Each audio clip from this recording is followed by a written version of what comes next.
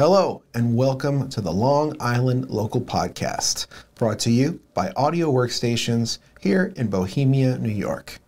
Let's jump right into the conversation with a Long Island local business owner. Welcome, everyone, to the Long Island Local Podcast. We are here in Season 2 once again, and today we have the privilege of talking to Rob Byrne of Higher Elevation Home Inspection. Rob, welcome to the podcast. Nice to be here, Matt. Thanks for having us. Thanks for coming on. You are my second home inspector. As you know, I saw you researched our first home inspection interview. So today we hope to learn about your business specifically. And I do think that Higher Elevation is a really good name.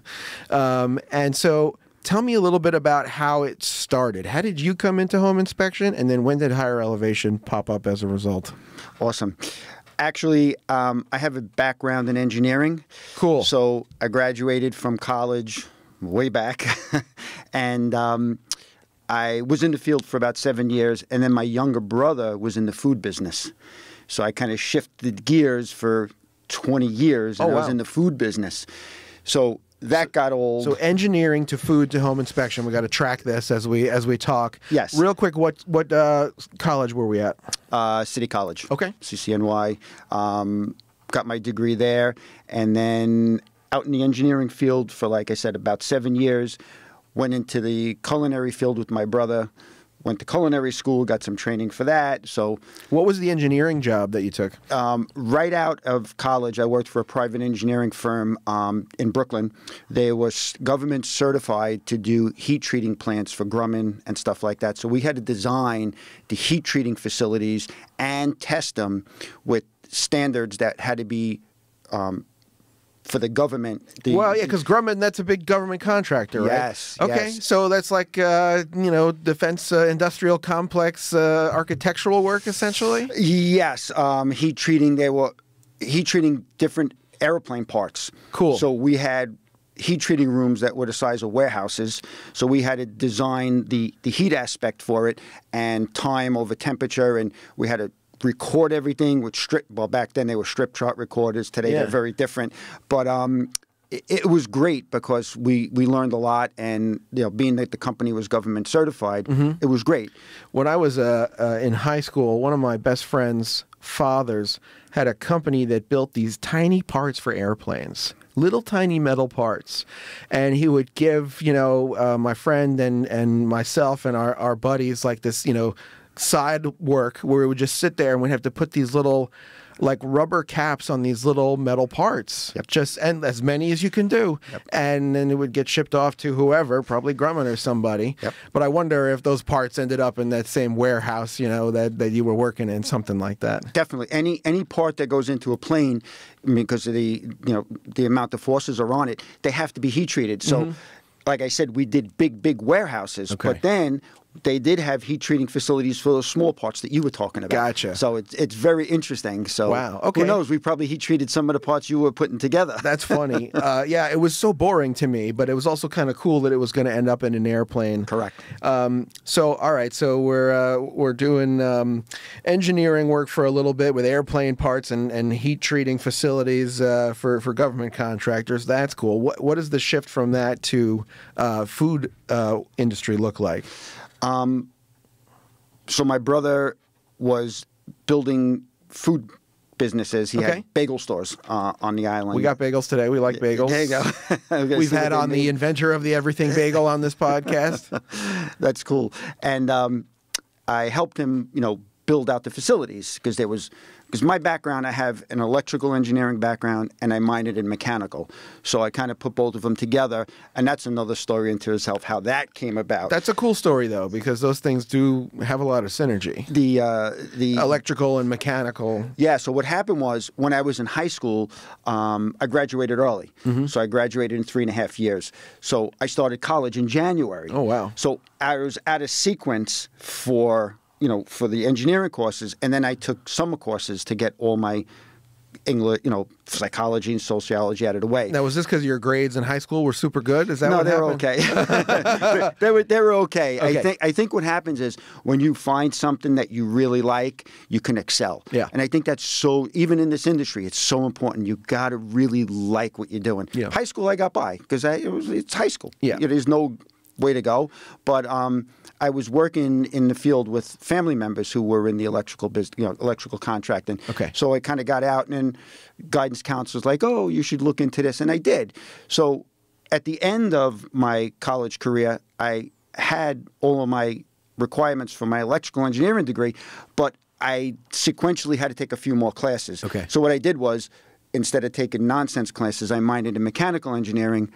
And in this, it's great. It's a good fit. And it's funny, we were talking earlier how you said your friend who was the electrician, he started doing stuff. So he really, truly went from that, and he was doing now the microphones or the mechanical stuff. So the audience, as we're talking about, we're having a discussion about one of my former students and good friends, just started a microphone company called Ericsson Labs. And, he was an electrician already when he came to study audio from me at the school I used to teach. So then he was an electrician and an audio engineer, and right in between those two fields are electronics, because then you can build audio gear that uses electricity to allow you to do audio. And so now he's got a microphone company, and shout out to Ericsson Labs. So anyway, just to fill the audience in. Awesome. That's great. Yeah. That's great. So those two things go together. And then, so what does the work for the food stuff look like? So what we did was, my brother was building out these stores, so I was involved with the construction and, the water, everything, mechanicals, the air conditioners, the compressors. Okay, all so of he's that stuff. creating new facilities, and you're helping him make sure that they get put up correctly. Correct. Yep. So I was overseeing that, and then just helping him out throughout the day. And then when he opened up, I was there, and I started working part-time with him, and he opened up more stores, and he's like, "Why don't you just join us?" And I'm like, I don't know about that. He goes, "But I can't," because he knows I like to go to school. He goes, "You can go to culinary school." So I'm like, all right. So we were young, we were single, weren't married, so we didn't have to worry. Okay. So we did it. I ran for 20 years, and then I'm like, you know what? I'm done. I don't want to do any more with food and stuff like that. So the handwriting was on the wall, as we all know today. And I'm like, you know what? Let me go back. Because my family always said, you get an education, that's something no one can ever take away from you. Mm-hmm. And it did. I just rolled back, and I was doing home inspections with a friend of mine, probably 20 years ago. He was an inspector, and I was going out with him because I have the engineering background, and I was working with him. He moved to Georgia, and he's like, now you got to get your license, because now you could do it on your own. So we've been doing it for like 20 years. I see. So at first you were like an engineering consultant for a home inspector, and then you went on to get the whole license for yourself. Exactly. That makes sense. Exactly. They're going to need your expertise anyway. Yeah, right? so it worked out well, and that was probably about 10 years ago. Okay, so then you have your own license, and so how long is it a one-man show? Probably about 3 or 4 years. Okay. So then I looked at it from a business standpoint, and I said, okay, duplication. Let's try to do all, get somebody else, train people. And then I was fortunate. My son joined the business full time. That's awesome. So he's with me about 3 years now, full time. And then at least you get the other aspects of the business in with, the digital part of it. We do a lot of our inspections. Well, we do all of our inspections with a mobile app. So Christopher enters all the stuff in while we're on site. We can deliver a report right at the end of the inspection, which is good in the industry. People like to see, but we tweak it because we have to edit it and make sure it goes out properly. Okay, so your son is he licensed as well, or is he? Okay, so cool. 100%. So yeah, that's cool. And how many other home inspectors now are with you in the company? 4. Okay. 4. So like in one day, you could get a lot of inspections done theoretically with 4 different people working. Absolutely. That's awesome. That's what gave me the flexibility today, because the guys are out doing inspections. So it works out well. And all of the folks that work with me, they're A, fully licensed, and B, there's some type of relationship with us. Like one of my friends, Charlie, he's an electrician. We grew up together. Okay. The other gentleman, Ed, I met him actually because I teach the course as well to new inspectors and guys that are coming in for their continuing ed, and I take guys out for field training. So I met Ed about 5 years ago in the school we teach at, and we joined forces. So we kind of covered each other, because when you're a one-man band, you can lose a lot of business, because if you can't be there, so why let the clients, go to the internet and pick somebody else up? I say, you know what? Here's my associate Ed. Give him a call. We do the same inspection, and it's been good. We've been bouncing Yeah. off of each other, so that worked out well. And how does the school for inspecting come into play? Was there an established school that you went to and then you became a teacher there, or? It's funny. As an inspector, you have to get your continuing ed credits.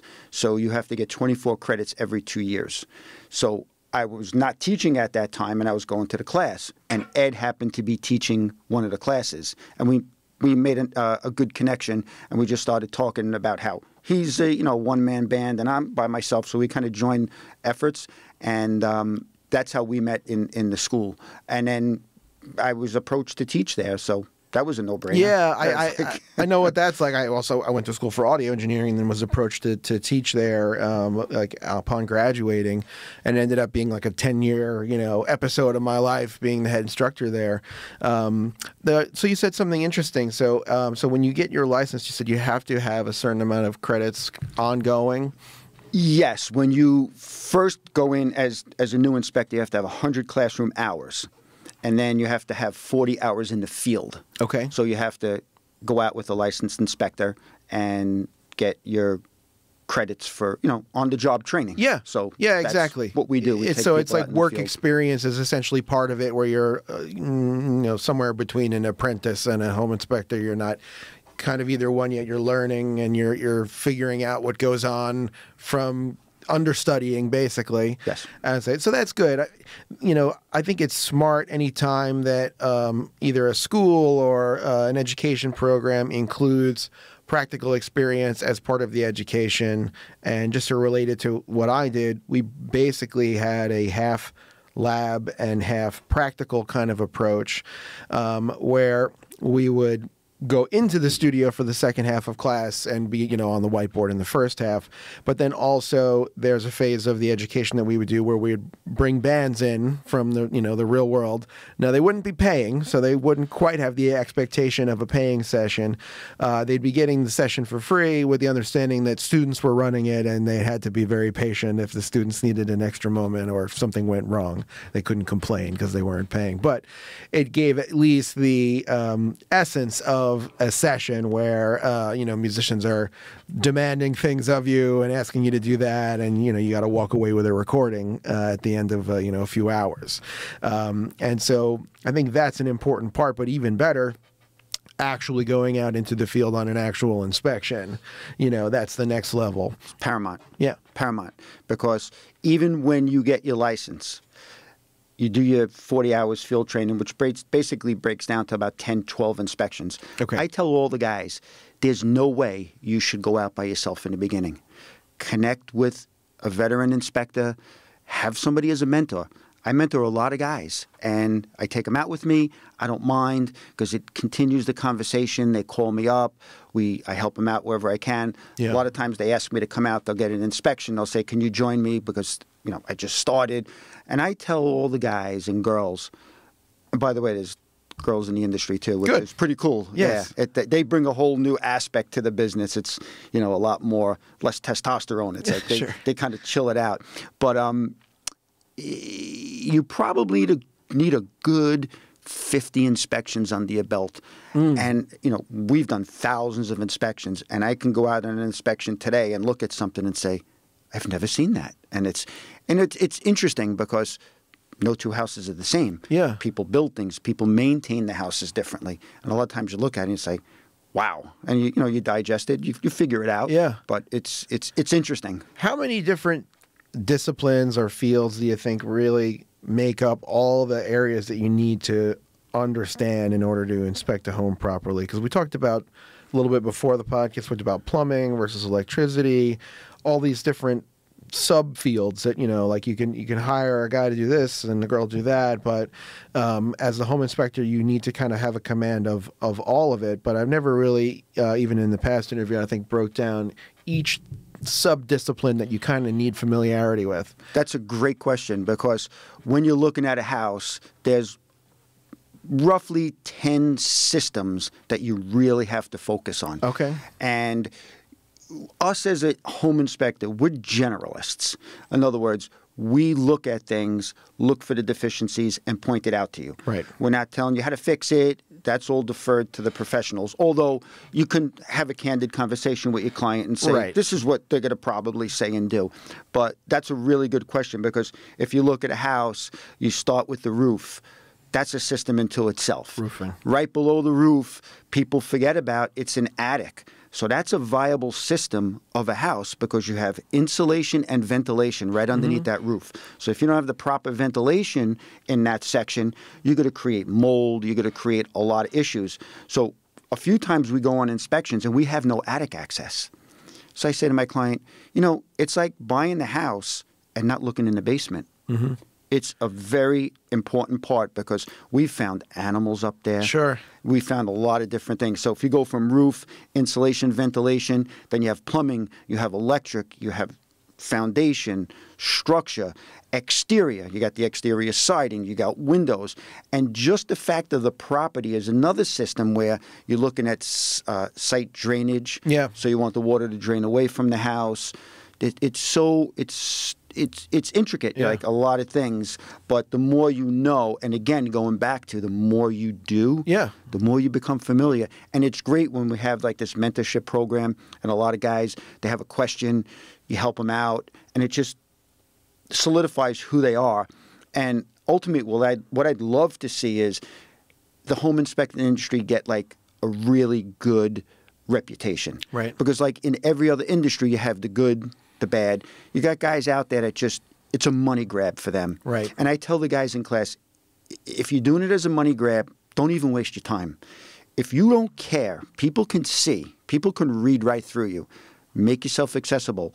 You know, the money will follow. It's not even an issue. Yeah. So you got to sometimes give to get, and it works itself out in the long run. I counted at least 10 or 11 things that you just listed as I was holding my fingers up under the table. So, yeah, there's so many things to look at. Your average person maybe has a grasp on 2 or 3 of these things tops. Correct.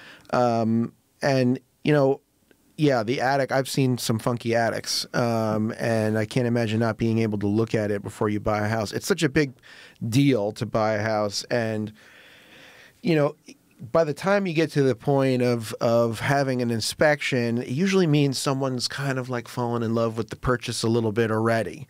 So it's a real important move to kind of make sure that you actually want to follow through on this purchase. And getting bad information or not enough information or overlooking something at that moment really is like setting them up to not be in a good position in a few years. And so I think that it's one of those things where having trust in the home inspector is really going to take a lot of weight off of the buyer's shoulders, because they feel like, okay, I can feel secure that this thing I'm about to like invest a lot of money and time into is not like a big dumpster fire or money pit. Yeah, exactly.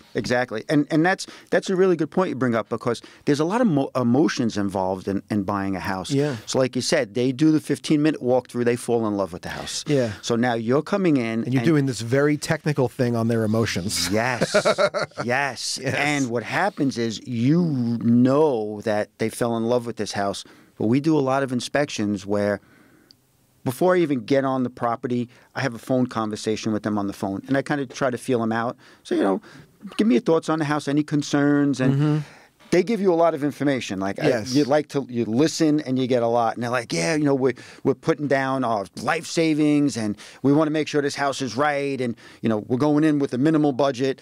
Then you show up to a house, it needs a roof, it needs new electric, it's got galvanized pipes and drains. So in your mind, you're knowing it's like, this is a lot of money. Yeah. So how do you deliver that information? And now you have the realtor standing next to you. Yes. They don't want you to blow up the deal, No. but you just like we're doing now, you talk candidly and you say, Matt, just want to let you know, roof is past its life expectancy, budget for replacement. Yeah. When I get up in the attic, we're going to see if there was any leaks. If there's leaks, then it needs to be done sooner than later. If not, you kind of can gauge it out. So you have to navigate. So that's another total part of the business outside of the systems that you counted. That's Yes. where the psychology comes Right, in. because we talked about all the technical aspects that you need to be familiar with in order to properly inspect a home. But then there's this whole thing of the personal aspect. And this is, I can relate this when I was teaching audio and be like, I can teach you lots of technical stuff about gear. But what I can't teach you is how to deal with people. Yes. Because people are the X factor; they're the question mark. You know what I mean? You can know your knobs and your faders and your EQs, compressors, and mics, but you don't necessarily know this ego or this psychology or whoever's in the studio. That's the part that you have to sort of learn on the fly and rely on your own interpersonal skills to navigate situations where maybe you're in between two people who want opposite things out of this project. Like you were just saying, there's a realtor on one side and there's a home buyer on another side. And, the realtor wants to get the house sold and the home buyer they want to buy a house, but they want to buy the right house. So if you're in that scenario where this person wants to hear one thing and this person wants to hear another thing, and you're like, well, I have the truth. Let's see if we can dole this out in a way that everyone stays calm. It's so true. We call it the unbiased opinion. Yeah. We're unbiased. Now, you brought up another good point. You have two partners that are buying a house. Take the real estate person out. Now you're standing in between the two partners, and this one wants this, and that one wants that. Oh, we're going to do this, and it's crazy. Yeah, that's the even psychology messier. of it, and that's another part of the business that people don't realize. If you're not a people person, like you said, you can know every system, you can know like you're in your field, but if you don't know how to convey that information and be accessible to people, because once they get the report, they have a million more questions, and I tell them, I do a lot of driving, so I can call you between 2 and 3. I'm driving to my next inspection. Right. Keep me company, and we have a nice talk.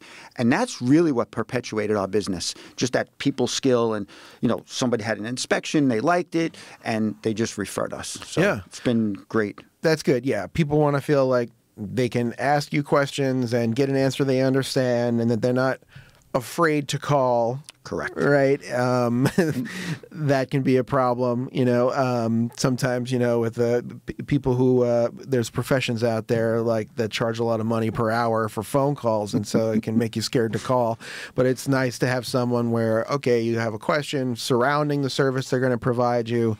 Obviously, you don't want to keep them on the phone all day, but feeling like you can give them a call and just ask a question, get reassurance, get details. They're going to make the actual project go better. That goes a long way to making people, comfortable with utilizing your services. Yeah, we get phone calls 6 months, a year, 2 years after the folks have been in the house. Oh, wow. And they're like, by the way, I know when we walked through the house, we talked about this wall. You mentioned it might have been load bearing or not. I'm like, I can't remember what I did yesterday. Yeah. But I said, you know what? Let me get home. Let me get in front of my computer. Let me open it up. Yeah. And you do it. It's course. It's a service business, and you don't mind. You make yourself accessible. You could do all the marketing in the world, just like I could tell you about a restaurant to go eat. Right. Unless I ate there and I tell you it was really good, Right. and then you try it.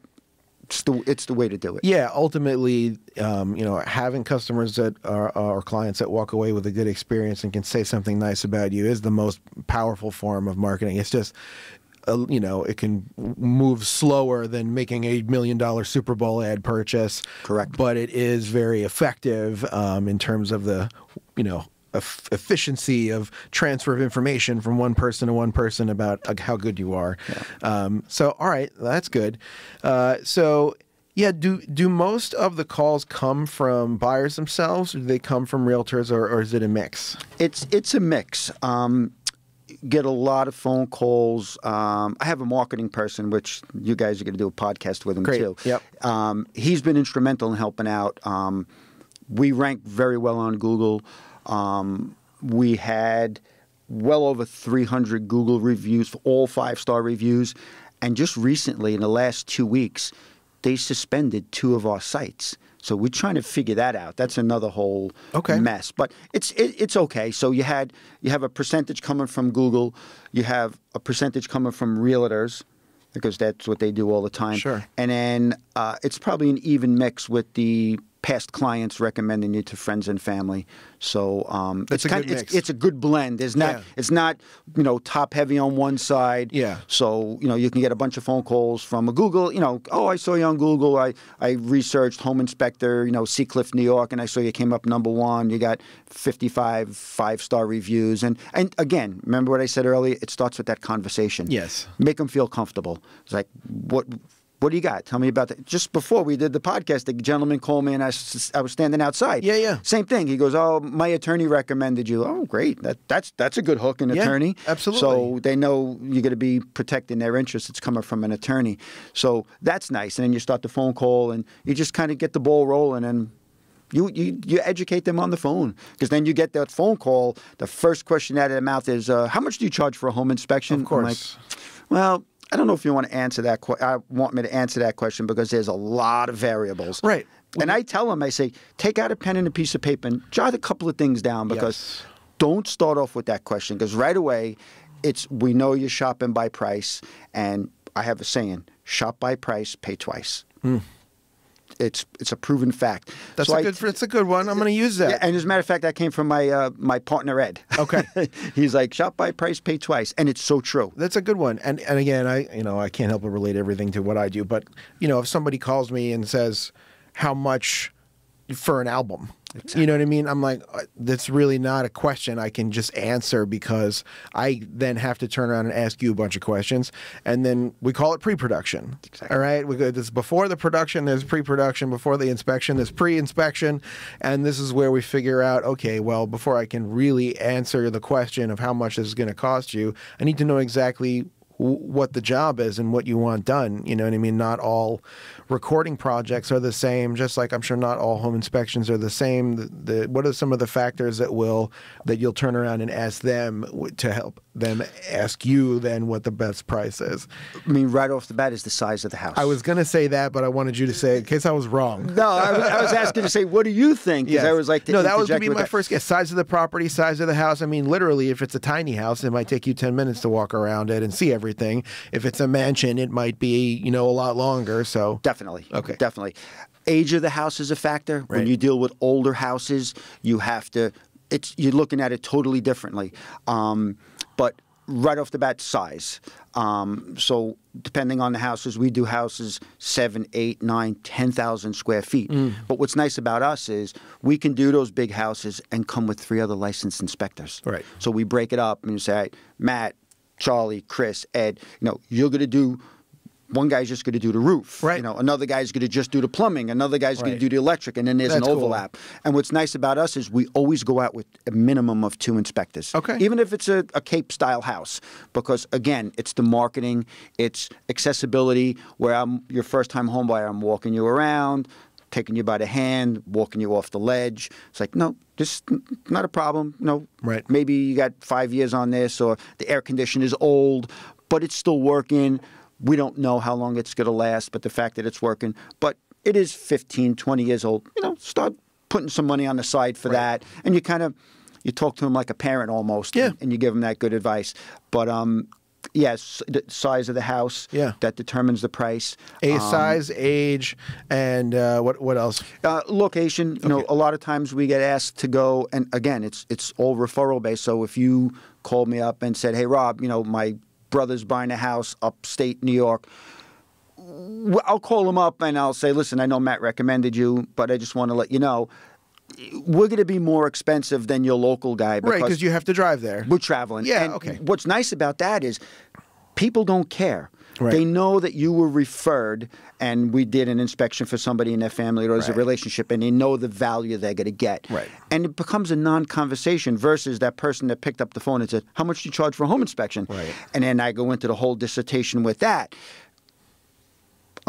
Find out what kind of insurance do they have. Do they carry E&O insurance? Do they walk the roof? We walk 98% of the roofs on our inspection, because that's an important part of the inspection, to get up there, again, we're going with 2 guys, so we can do it because there's ladders involved. Where if you're a one-man band, it's difficult. I would be nervous as a single individual to just go up on a roof without anyone holding the ladder, spotting me, that kind of thing. Absolutely, absolutely. And guys are using drones, but if you're doing inspections in the city, you can't use drones. You got to put up flight paths. It's too complicated. So I'd rather get up there. If we can't, usually the roof is very steep. That means you could see it, so it's in your face, so it's not a hidden spot. But I educate the people. It's like, just if you're going to call and do shop around, but don't look for the price. Look for the person and how long have they been doing it? Yeah. Do they carry E&O insurance? How many inspectors they come with? Do they give you the report on site? How long do you have to wait for the report? Right. Because by New York State standards, we have to get the report within 5 days to you. 5 business days. Well, guess what? If your client is waiting more than 24 hours, you're not getting business from them again. And the realtor is going to hang you. Yeah. So 5 days is official, but realistically, it's a day. Absolutely right. Okay. Absolutely right. So we keep those all into consideration. And I at that point, I get off the phone. I don't even give them a price. I'm like, just, you know what? Just gather the information and if you want, call me back. Probably within the hour, they tried 4 other people. 2 people didn't answer their phone. 1 person's working part-time. The other person doesn't walk the roof. The other person didn't know what E&O insurance was. Right. So now they're back in your court, and then you have candid conversation, and then you seal the deal. Like a lot of times when you're shopping for something, and you've never bought it before, if it's a service or a product, the first thing you're thinking is price, because it's just like, I want to know how bad it's going to hit my wallet. But ultimately, you have to embark on a little educational journey about what it is that you're buying and where the value is and why you should buy this one versus that one. And no one likes to learn new things initially, but you're always grateful when you have that knowledge going forward. Say, okay, next time I'm, like if I were to call you and talk to you, I'd get a little education. And then if I was going to go through the process again, now I'm not flying blind. Now I know what I'm looking for. Exactly. Yeah. Exactly. That's cool. So I feel like I have a good handle on how we got from college to first engineering job with airplane part heat treating and building facilities for the food industry, bagel stores, and then inspecting homes. That's it makes sense. Offhand, I wouldn't have guessed that journey took place, but it definitely makes sense knowing the details. Now, I know you're busy inspecting homes all the time, but what are you doing when you're not working? What's the thing that allows you to relax? Family. Okay. We spend a lot of time together as family. And then I have 2 boys. Obviously, Christopher's in the business with me. My son Joseph moved to Maryland, so we don't get to see him as much. But we do a vacation every year. Well, it was every year pre-COVID. Right. Both of my sons are certified scuba divers. Oh, okay. So we would do a yearly trip to the Cayman Islands. Cool. And that's total, like, just chill. Okay. A week. Just the guys, just me and Joseph and Christopher, and we'd go and we dive all day, and then we... You scuba too? Yeah. Okay. Yeah. I've been doing that for probably 35 years. Wow. I've never done the scuba thing. I've snorkeled. I've been, on the fence about even entertaining the idea of scubaing. But tell me, what do you like about it? The fact that you can scuba dive, like with my sons, and then when you go out for dinner that night, it's conversations all about the dive. It's like, how much air did you use? Did you see this? How deep did you get? Then it gets technical, back to the technical part of it. But it was funny, when I got certified, 35 years ago, obviously I wasn't even married, I didn't even have kids. But it was an experience that you want to do it with somebody and then share that experience. And like so many things in life, until you do it, you don't really understand it. Sure. And then once you do it, it's like, it's just great. But the part of scuba diving that's so nice is there's hand signal communication. So all you hear is your bubbles. You hear your exit, and it's so chill. the best way to compare scuba diving would be it's the closest thing you'll get to it being in outer space. I was just thinking that. That free floating Right. and zero gravity, and it's just, and again, there's a lot of technical stuff. Yes. Going back to the school and the education, you have to really get certified. You have to go through a school. Again, training in the pool and stuff. Make sure you don't get the bends. Oh yeah. A lot of variables, but it's a fun thing to experience with friends and family, and you come back up and you're sitting on the boat, and it's a contest. Right away, it's like, all right, how much air did you come up with? I used less than you, type of thing. But both of my sons, and even Christopher, he plays hockey. Okay, and I'm out. I can't do that now. I mean, come on. I twist an ankle. The bones aren't as strong as they used to be. But with scuba diving, it's a level playing field. If you think about that. When my boys got certified probably 5-6 years ago, we went on they did their training, and there were 3 generations of scuba divers there. There was a family. It was the grandfather, his daughter, and his grandson. Wow. And they all dove together. That's cool. So pick something else out that you can do with 3 generations. I know it's not hockey, that's for sure. Yeah, that's cool because it doesn't have the contact sport kind of physical risk. It's got other risks, but it's more like if you intellectually prepare for them, you can mitigate them. Absolutely. All right, cool. So home inspecting and scuba diving. Could throw fishing in there big time. Anything water related. Just hanging out with the kids. We love to cook. So they'll come over, we'll cook and chill out. Oh, yeah, because you said you did some culinary schooling. So there you go. So we actually got one of those nice barbecues that you put the coal in and you let it get hot for like an hour. Cool. I think it's Komodo Joe or something like that. Okay, cool. But it's cool. Again, learning curve. Like tremendous learning curve. You have to adjust things, but we'll cook and just kind of chill out and that's good. Decompress. That seems like a good balance and a big elevation range. Funny because you're up on the roof and then you're under sea level in your spare time. I like that. You have we got to get Jimmy on that one to do some marketing for that. Absolutely. Yeah. So you're going from the highest of the highs to Well, that's I never thought about that. Yeah, most people don't go too far below sea level and don't go up on roofs, but you do both. So cool. Congrats cool. on that. Yeah, that's awesome. That's great. Yeah, I didn't think about that. We got to get Jimmy do some marketing with that. All right. Well, we'll reach out to him in a minute. All right. Well, I think we covered a lot of good ground about both business, and we even got into a little bit of your hobby time, which I find interesting. The scuba thing. You've inspired me to try scuba one day because I was on the fence about it. Got to try it. Okay. But like everything else, you got to get trained properly. Yes. It's not the type of thing you Can't just go do out. it. Exactly. Yeah. You're gonna get comfortable. Right. You go to a good school. They'll teach you. You'll get in the pool 100%, and then you do some training. But before when I got certified 35 years ago, we used to go diving up here in the North Atlantic. Oh wow, cold. And that was cold, poor visibility. Right. You couldn't pay me enough to do it now. Yeah, why not? Why not do it somewhere where you could see everything? Right, and just wear a bathing suit and a T-shirt, not dry suits and wetsuits and that seems like a little much. 2 hours to go out to the dive site and you're in the Atlantic Ocean and you're getting beat up and it's rough. Yeah, Caribbean, fly south before you scuba.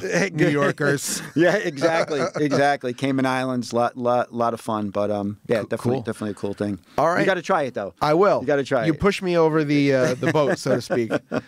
All right, awesome. I think that's an excellent conversation that we just had, and I really appreciate you educating me on some more home inspection stuff and some scuba stuff as well, and letting everyone know your journey from all the way from college to here now with higher elevation, and having more people that than just you working for you is great. I love that you're working with your son. All right, so that's what we'll wrap up, everyone. Thank you so much. Thank you, Rob. Awesome. Thank you. And thank you, everyone, for listening to the Long Island Local Podcast. And we'll be back with more local businesses next time. See you later, everybody. Hi, this is Rob from Higher Elevation Home Inspections. We're a family-owned and operated business. We service all of Long Island and the 5 boroughs. We can be reached at 516-509-9091. We're available 7 days a week. And you can visit us on the web at higherelevationllc.com.